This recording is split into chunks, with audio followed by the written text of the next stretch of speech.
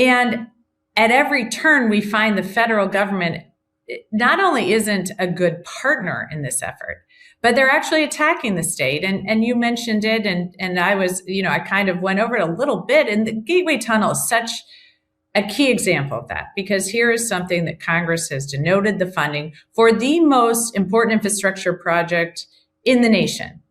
These are the Hudson River tunnels, a tunnel from New Jersey to New York.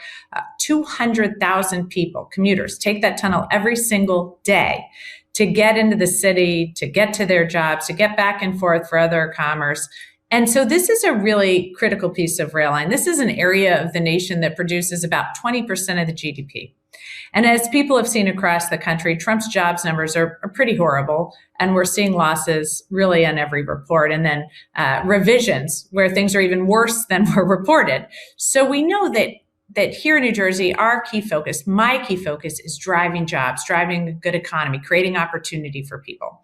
And the Gateway Tunnel, not only is it an incredibly important piece of infrastructure, not only does it impact those commuters and their quality of life every single day, but it also could be responsible for almost 100,000 jobs in the region. So this should be a good news story. This should be something that a president, any president of the United States, should welcome.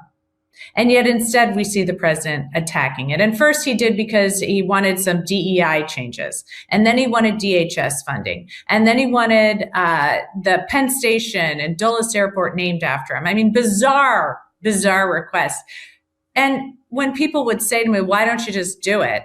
I found that offensive, because this isn't his money. This is the people's money. This is money that Congress said should be put to work for the people of this country. It isn't his money to leverage for his own personal desires. So it was illegal. And I said, no, I'm not playing ball here. If you keep withholding the money, we're going to court. And we did. We went to court and we won. And then he appealed it. And then we won again. And now he's appealing it in the Second Circuit. And we'll win again, because what he's doing is illegal and it's harming people. And so I'm not going to quit fighting for that. And I'm not going to quit fighting for them, because it's wrong. And yet at every turn, we have a president. And I think Governor Spanberger gave a fantastic rebuttal. And I just loved how she framed it. Is he working for you? Is he working for you? Is he working for your family? Is he making your life more affordable? No, he's not.